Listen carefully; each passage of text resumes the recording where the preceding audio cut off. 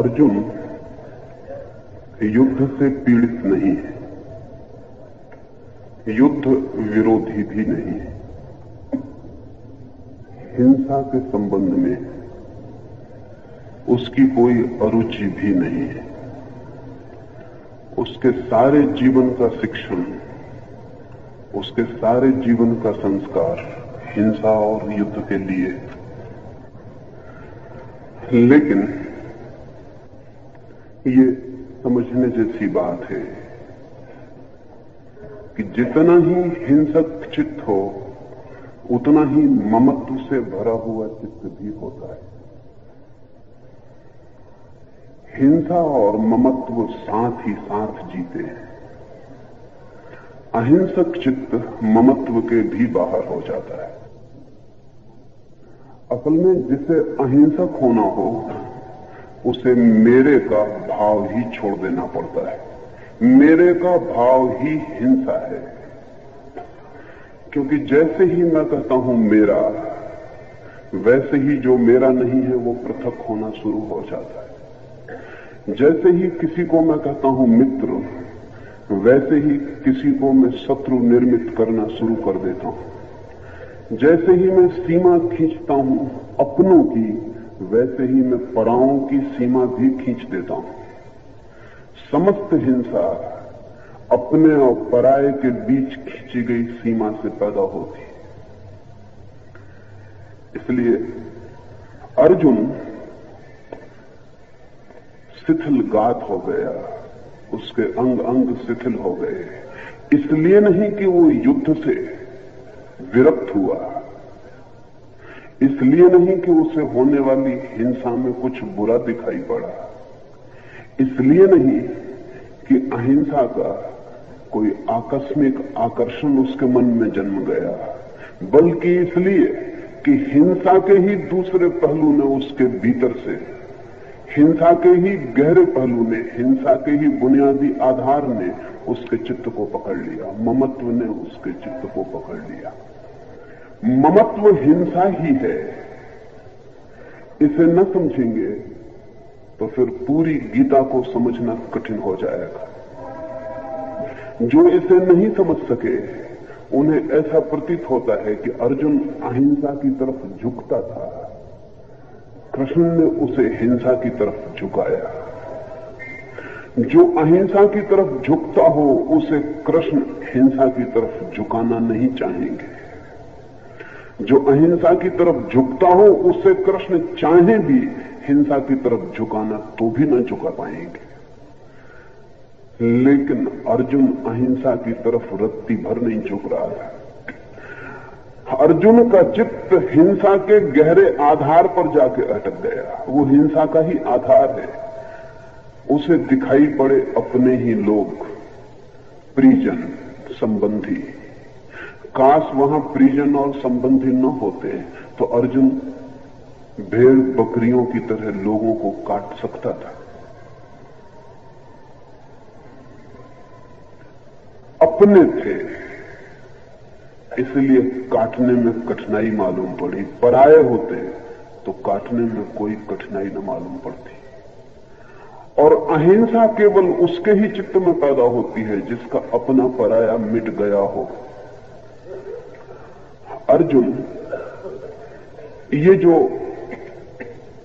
संकटग्रस्त हुआ उसका चित्त, ये अहिंसा की तरफ आकर्षण से नहीं, हिंसा के ही मूल आधार पर पहुंचने के कारण स्वभावतः इतने संकट के क्षण में, इतने क्राइसिस के मोमेंट में हिंसा की जो बुनियादी आधारशिला थी वो अर्जुन के सामने प्रकट हुई।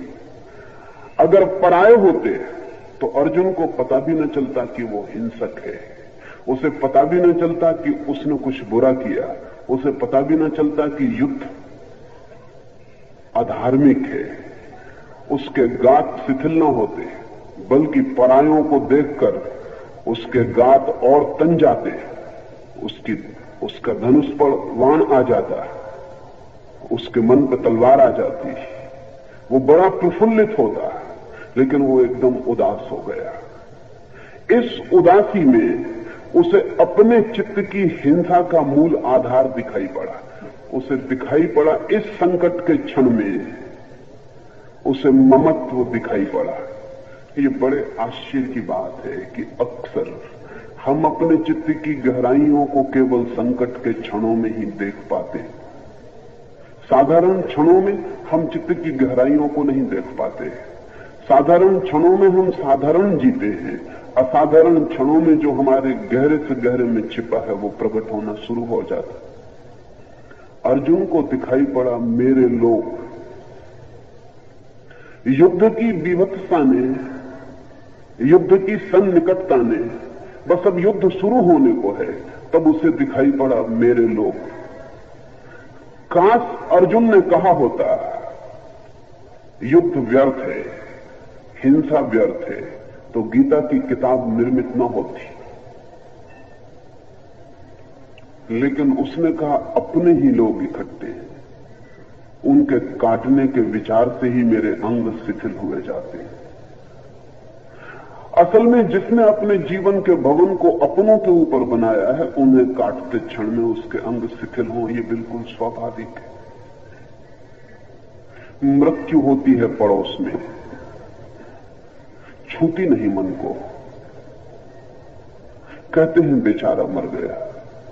घर में होती है तब इतना कह के नहीं निपट पाते, तब छूती है।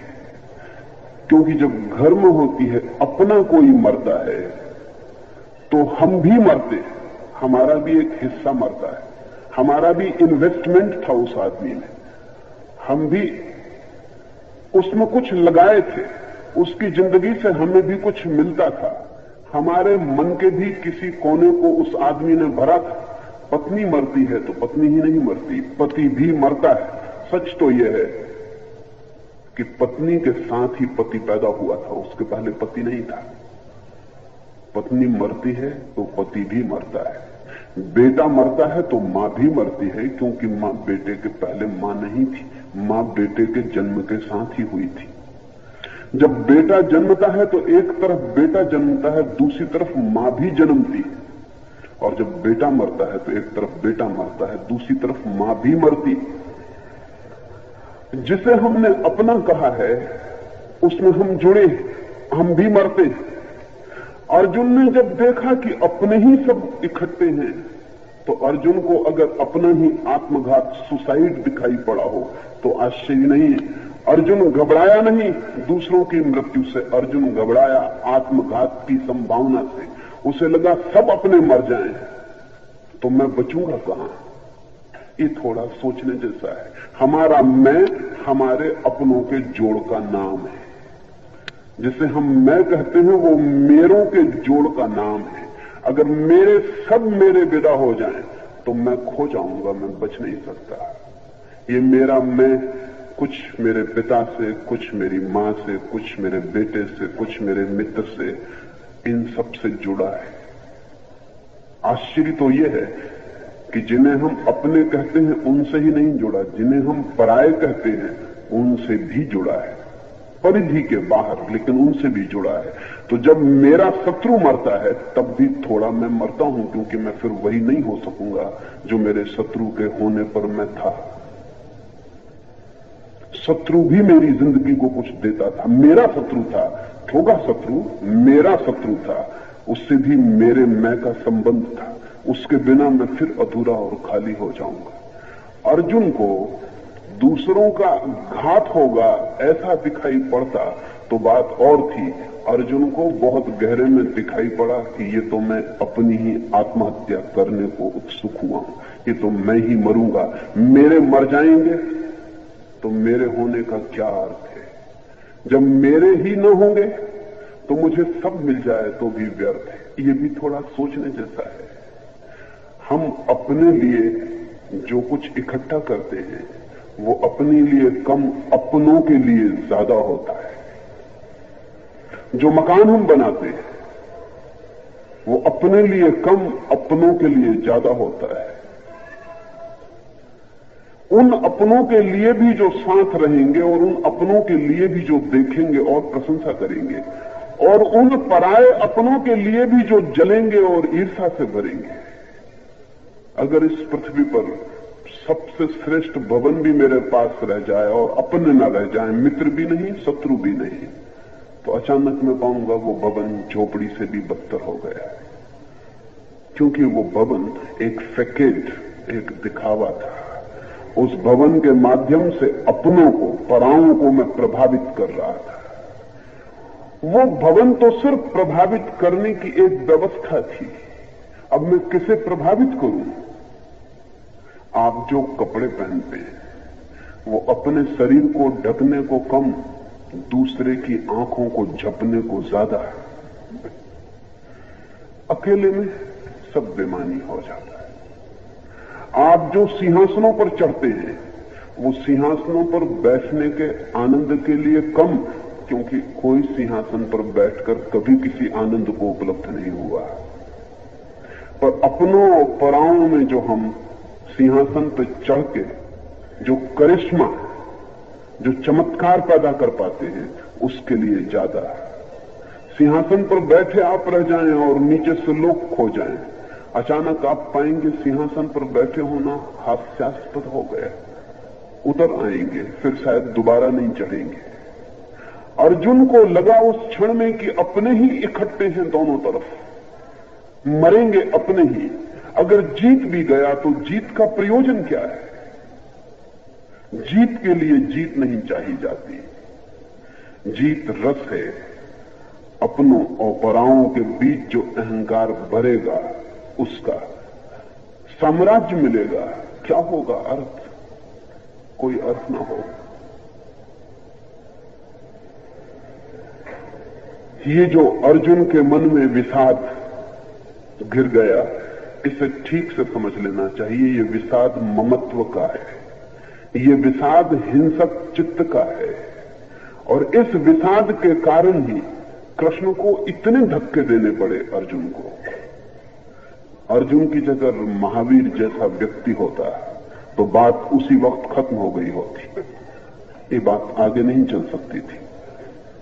अगर महावीर जैसा व्यक्ति होता तो शायद ये बात उठ भी नहीं सकती थी। शायद महावीर जैसा व्यक्ति होता तो कृष्ण एक शब्द भी उस व्यक्ति से न बोले होते, बोलने का कोई अर्थ ना था, बात समाप्ति हो गई होती।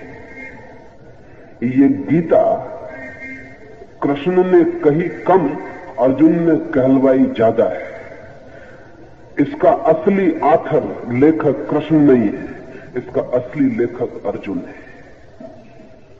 ये अर्जुन की ये चित्त दशा आधार बनी और कृष्ण को साफ दिखाई पड़ रहा है कि हिंसक अपनी हिंसा के पूरे दर्शन को उपलब्ध हो गया और अब हिंसा से भागने की जो बातें कर रहा है उनका कारण भी हिंसक चित्त है।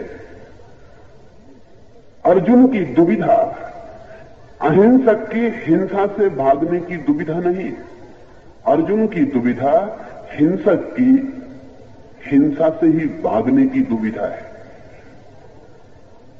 इस सत्य को ठीक से समझ लेना जरूरी है। ये ममत्व हिंसा ही है, लेकिन गहरी हिंसा है, दिखाई नहीं पड़ती। जब मैं किसी को कहता हूं मेरा, तो पजेशन शुरू हो गया, मालकियत शुरू हो गई।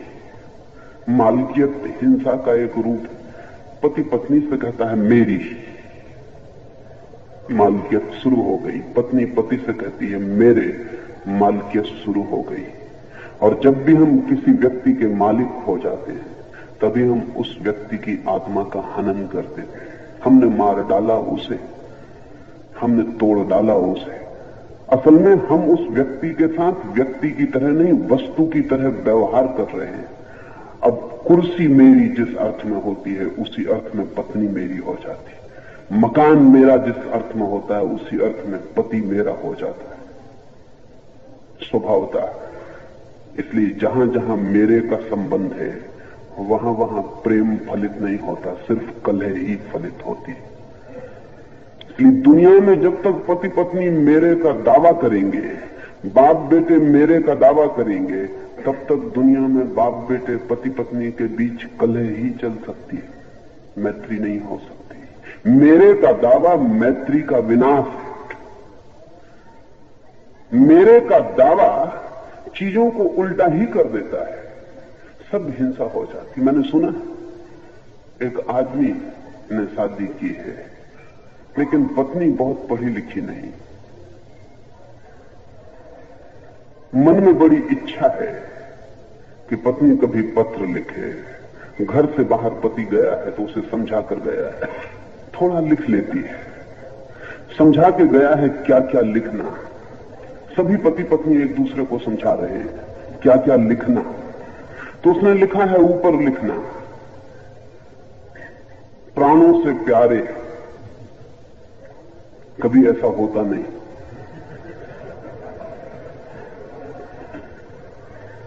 नीचे लिखना चरणों की दासी।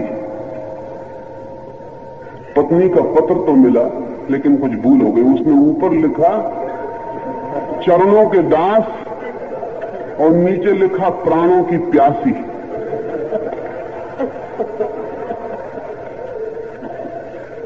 जो नहीं लिखते हैं उनकी स्थिति भी ऐसी ही है,